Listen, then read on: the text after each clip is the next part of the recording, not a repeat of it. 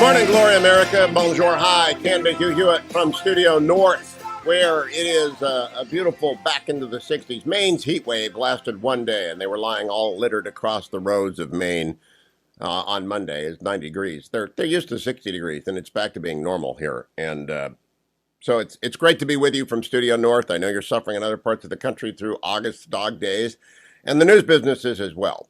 The news business is fixated again on the former president because it is a big story that his house was raided, and we'll talk a lot about that. I need to get your reaction to that today, 1-800-520-1234, but I have a rule, only new callers. Only new callers today. I don't want to hear the same people that I heard from earlier this week telling me they're outraged about the raid on the FBI. I know that. I want to hear from new callers only today, 1-800-520-1234. Call me if you've never called the show before and you want to talk about what the FBI did. Yesterday, the former president sat for hours of deposition in which he simply refused to answer any questions in a civil proceeding invoking the Fifth Amendment, which is routine, and it's all his right to do so. I think it's all a perjury trap, and his lawyers have so advised him that it's all a perjury trap. And he should never have sat down with Mueller. That was my advice over the airwaves forever, and he didn't. Thank goodness he didn't, or he would have perjured himself somehow, because that's what perjury is get something wrong in the small details, and you're charged under USC 18-1001. I don't know what the New York State equivalent is of that, but the New York State Attorney General is clearly a political opponent, hard left, going after Trump for business matters, apparently in civil proceeding. I could talk about that all day, but there's real news in the world that you may not have seen if you watched the news or listened to other radio shows last night, and I want you to focus on it. And when I do right now, as I tell you about two items, one concerning Iran, one concerning Ukraine, I want you to consider how misbegotten and woefully unfocused and misdirected Nancy Pelosi's 1-6 committee is, and the use of resources at the FBI to raid Donald Trump over boxes of documents, which he could have declassified on his last day as president. And wouldn't, I mean, they'll never, that's just a pretext. I believe it's a total fishing expedition, and the withering criticism directed at the Department of Justice and the FBI is deserved for doing this. Although it's constitutional, you can do this. A former president can be subject to criminal process. How smart is it? You know what the biggest story of yesterday is? And I don't know if any of you know this. The biggest story of yesterday is from the New York Times. The Justice Department charged a member of Iran's Islamic Revolutionary Guards on Wednesday with planning to assassinate John R. Bolton, who served as the national security advisor to Donald Trump, as payback for the killing of a senior Iranian official. That would be Soleimani, the general who was in Iraq trying to arrange for the murder of Americans and Iraqis when he was taken out at the Iraqi air base that he landed at. The New York Times continued, the charging document, filed in federal court, read like a synopsis of an international espionage novel. But the scheme, had it been carried out, would have been resulted in the murder of a prominent American critic of the government in Tehran, and the plot's disclosure has further jolted an already shaky relationship between the United States and Iran at a critical moment in negotiations over Tehran's nuclear program. There should be no negotiations. I hope they broke those. The plan was ultimately foiled by a confidential federal informant who posed as a would-be assassin. But the court document suggested a chilling level of sophistication in the planning, if not the execution. At one point, an operative in Tehran provided details of Mr. Bolton's movements that could not have been known through public sources. Okay, so what's the takeaway from that? The Iranians are trying to kill John Bolton, who, by the way, ferocious critic now of Donald Trump, and they're following him around, and they know where he is in his private moments. So that's going on. Terrorism is going on in American soil, planning to kill Americans. This happened once before. The Iranians tried to blow up the ambassador to the United States from Saudi Arabia at a very chic restaurant in Georgetown. And I don't know if you've heard about this, but think about all the FBI agents who are down rummaging through Donald Trump's drawers instead of in the counterintelligence business. Now, that's where the FBI does its highest and best use. Counterintelligence.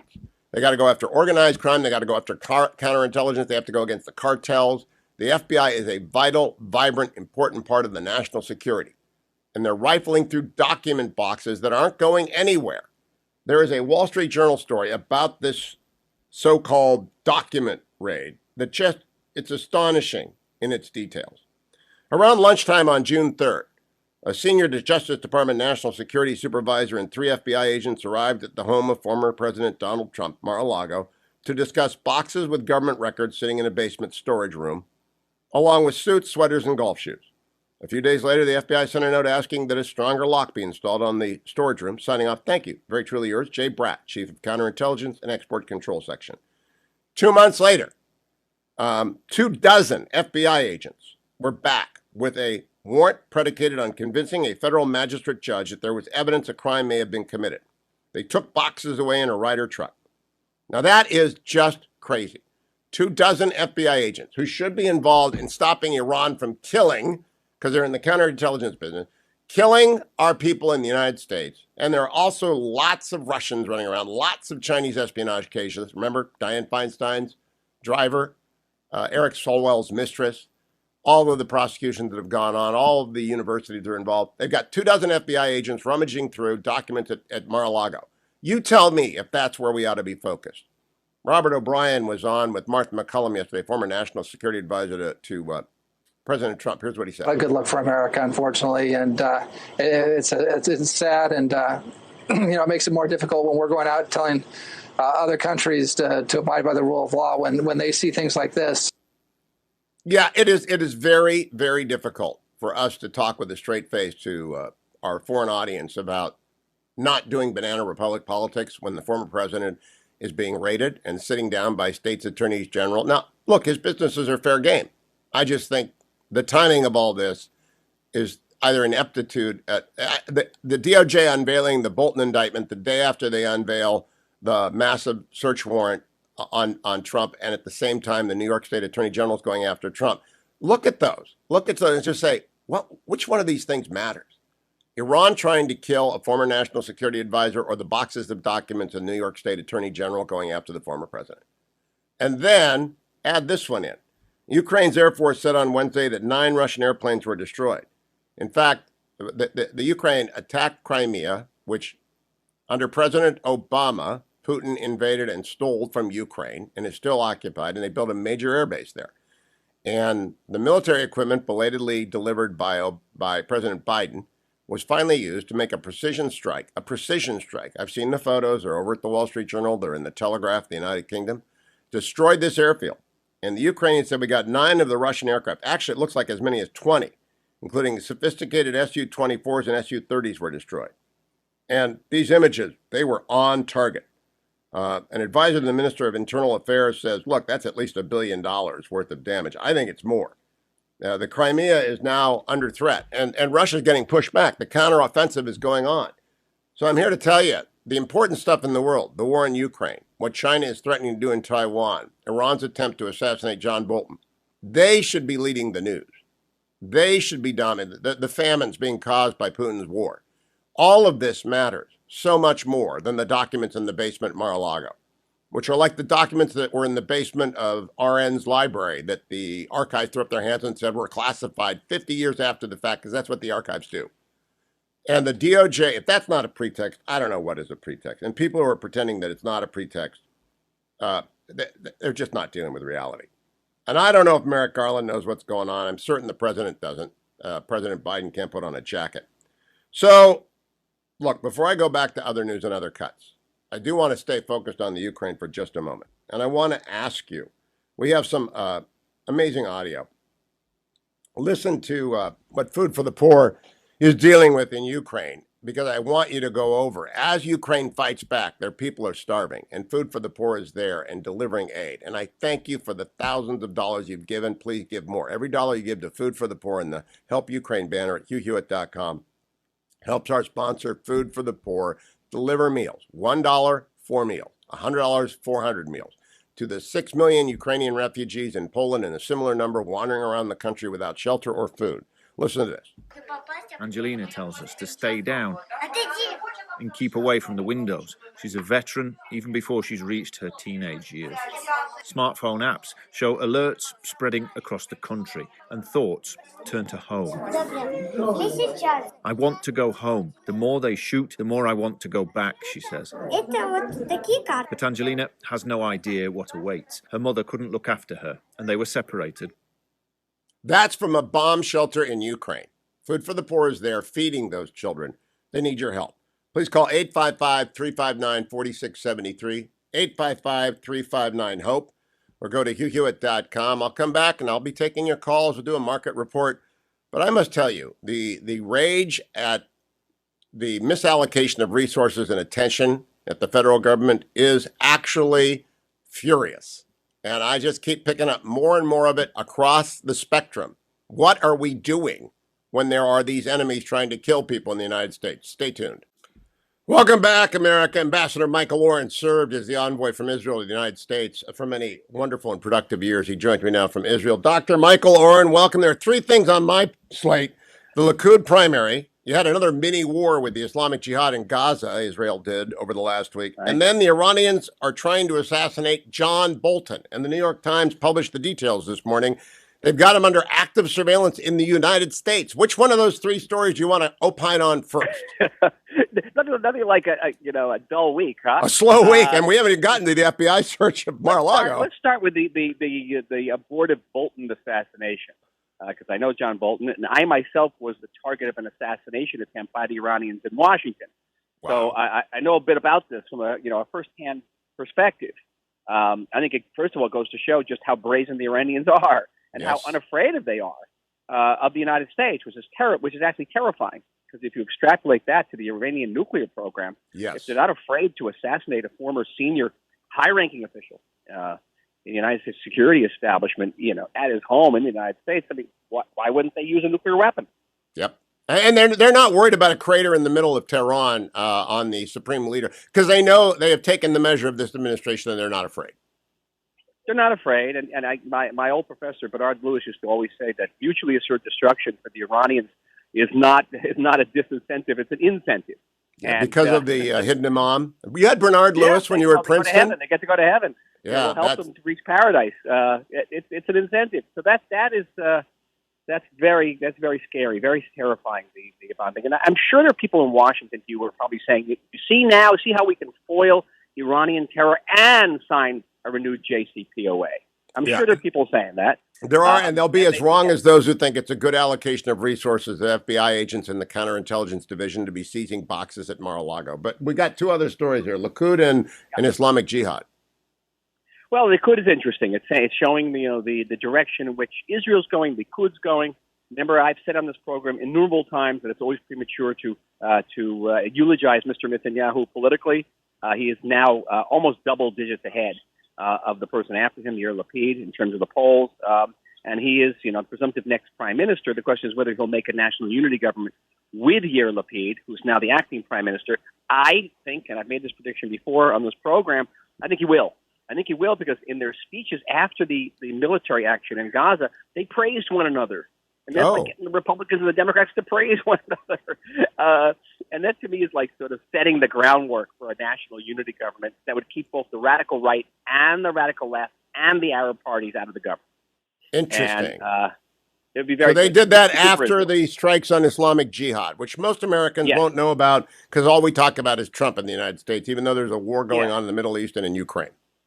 It barely made the news in the United States. Barely made the news. Barely. I was watching it every day, but no one here talks about it.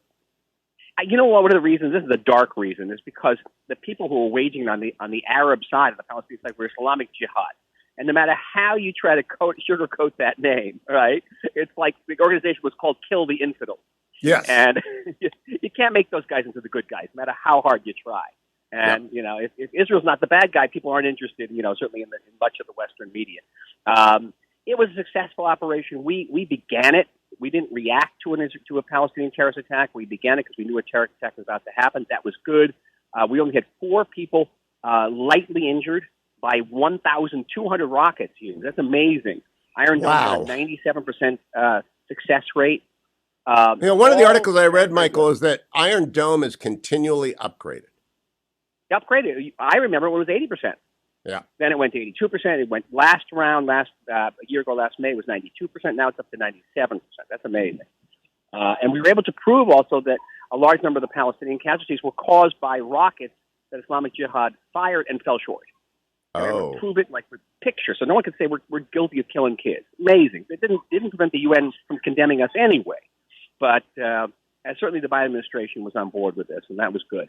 The one reservation I have, and I got to be the spoiler here, is that we keep on playing by Iran's rules, which is Iran uses their proxies to shoot at us. We shoot back at the proxies. we inevitably there's going to be collateral damage. We get branded as war criminals, and our legitimacy gets eroded. Isn't the response to that that Iranian? What about Iranian nuclear scientists ending up dead in Iran? That's perfectly fine. But you've got people like Fareed Zakaria accusing us of interstate terror. What? Go figure that one. Go figure that moral universe.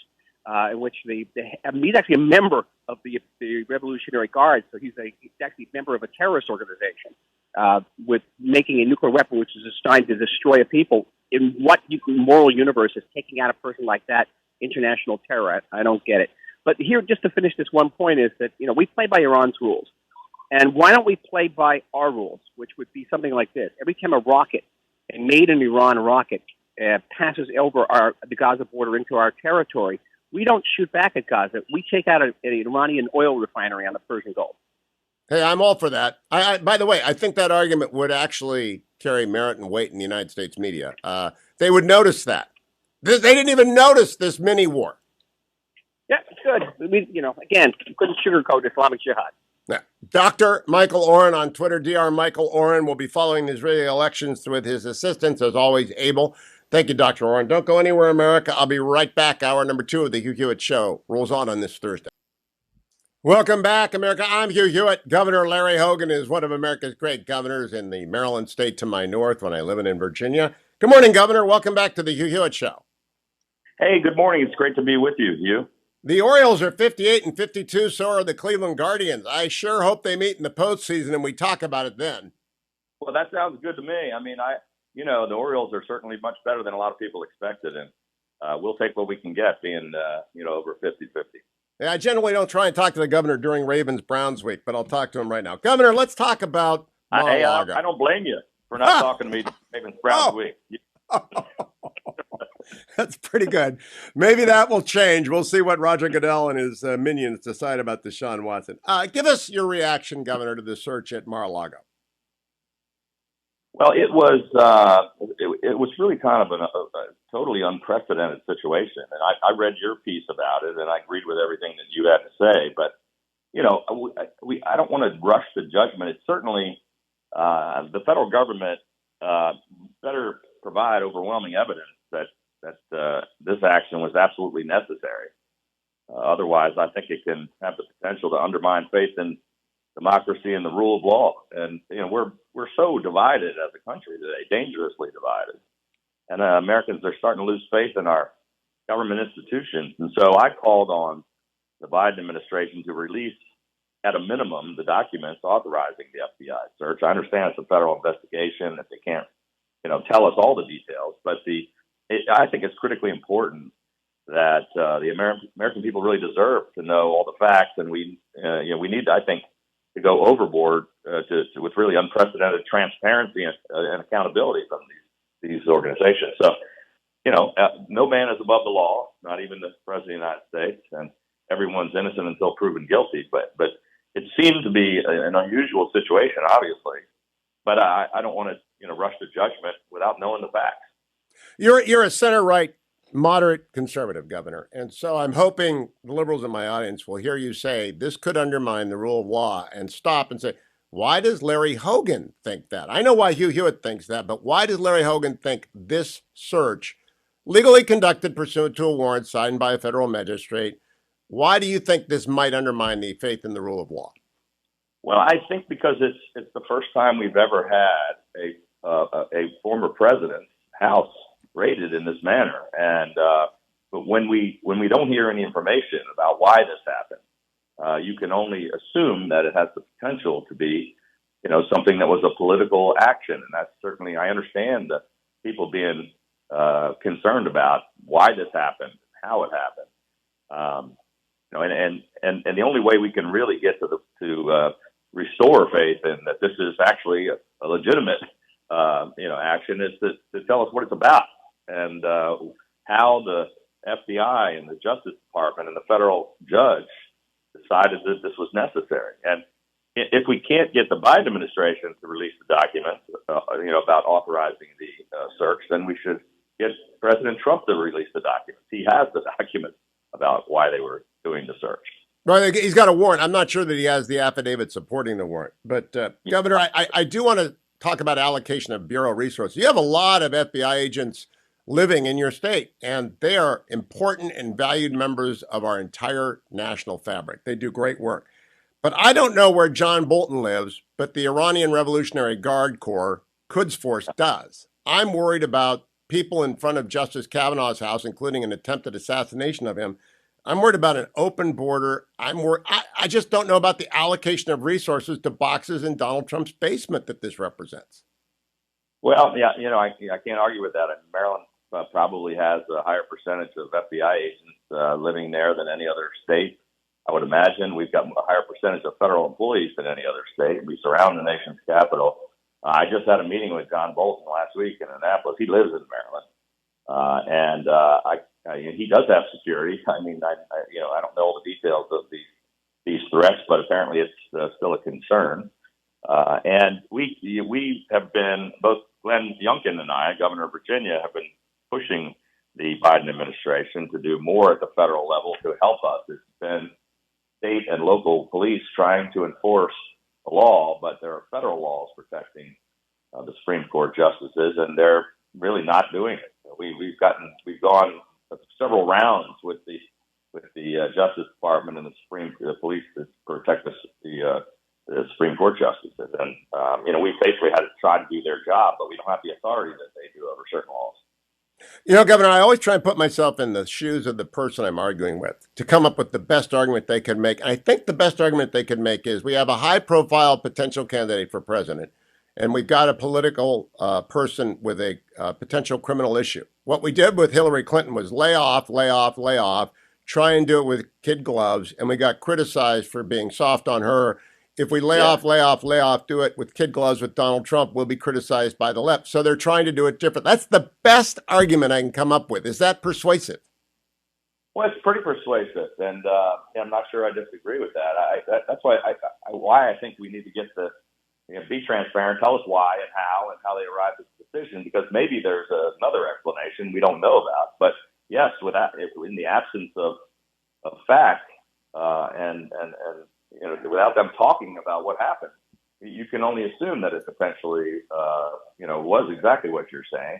But the flip side, and we don't know, we won't know until later. Flip side is, I really can't imagine, and maybe I'm being naive, but it's unlikely to me that, I have a great deal of respect for the people that you just mentioned that live in the state of Maryland that are FBI agents that, fight to uphold the law every day. And my dad's was a former FBI agent, my uncle and a couple of my cousins. And, I've always had an admiration for the institution. And I know they've had some issues, but it's hard for me to imagine that the entire top leadership of the FBI and the entire top leadership of the Justice Department and a federal judge all thought it was a good idea to do this,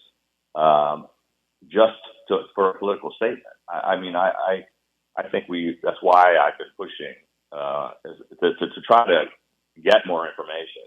I never try to jump to conclusions without having data, and I don't know the facts, but it's certainly very, very concerning, and it has inflamed the country. And, it has, and I could literally do every minute of every show, but I've got to talk about other things with you because this matters to me as well. The IRS is getting 87,000 new employees, most of whom will be agents, over 10 years, but that's half the size of the Marine Corps. That's the Democrats' answer to inflation. What do you think about that, Governor?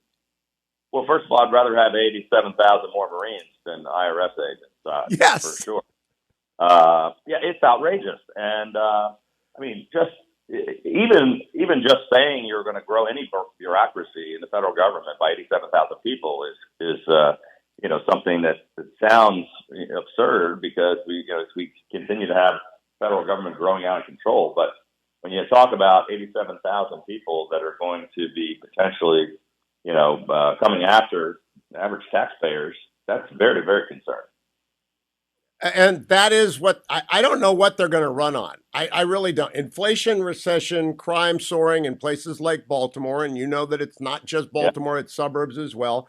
We've got, and I'm going to talk about education next. What are Democrats going to run on, Governor? Well, that's a great question. I don't think they do have much to run on. And I think they failed. And Joe Biden's been a terrible president. The Democrats are in control of everything. all of those problems can be pinned directly to them. It should be a huge Republican year, as long as we don't blow it. And so we've got to I don't want to take anything for granted. Sometimes we get a little complacent. We're going to have to fight to win these races. So we've got to focus on our message.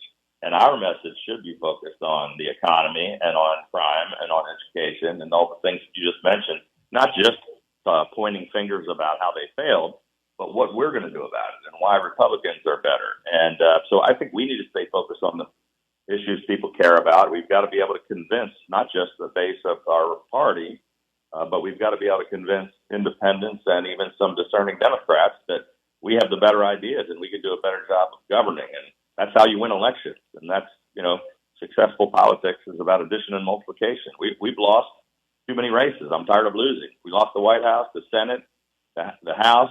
We've lost governor's seats and state legislative bodies. I think it's about time we figure out how to continue to go back to winning. Richard Nixon famously remarked during the 1968 campaign about the Goldwater supporters that he couldn't win without them, but he couldn't win with just them. And that is what you just said, addition and multiplication. That's exactly where we are. And look, we have to, and I did this, by the way, in Maryland, in the bluest state in America, a state that Trump lost by 33 points. I ran 45 points ahead of him. It's much tougher than California. And, I won the exact same vote among base Republicans and self-described conservatives as Donald Trump did.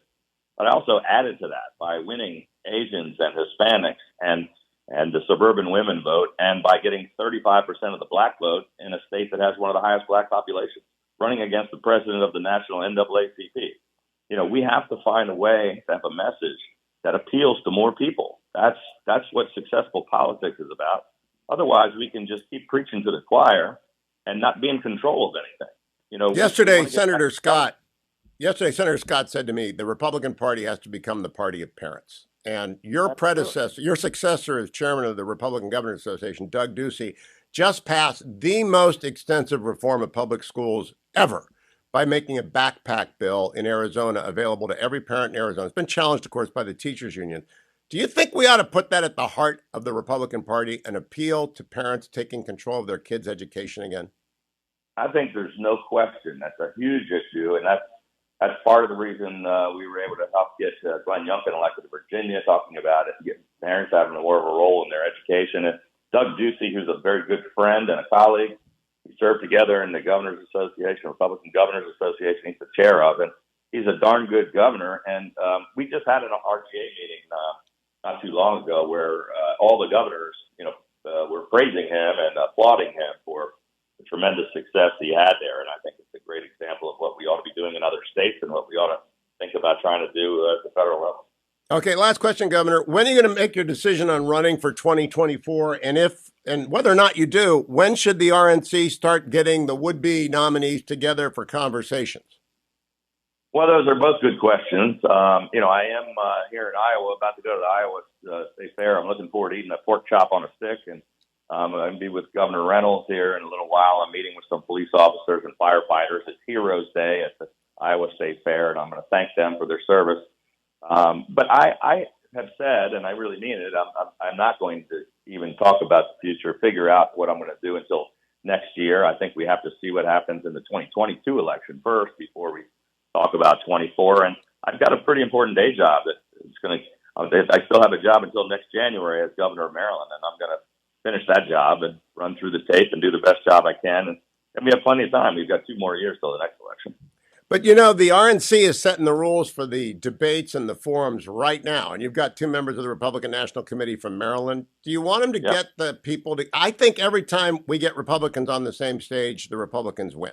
I really do. No, that's very true. I mean, we have a lot of diversity on different things, and we have different ways of coming about. But I think that the American people need to see and hear all of those different voices. I'm all about, Ronald Reagan. I was the chairman of Youth for Reagan. I'm all about building a bigger tent, and so I think it's important. The more we can get together, and the more you can hear, the more the merrier, as far as I'm concerned. How many candidates can get out there and be a voice? Governor Hogan, have a great time at the Iowa State Fair. That tells us volumes. about where you'll be in 2025, but I appreciate your talking to me this morning. Larry Hogan, Governor of Maryland and a friend of the program, even if he is a Ravens fan.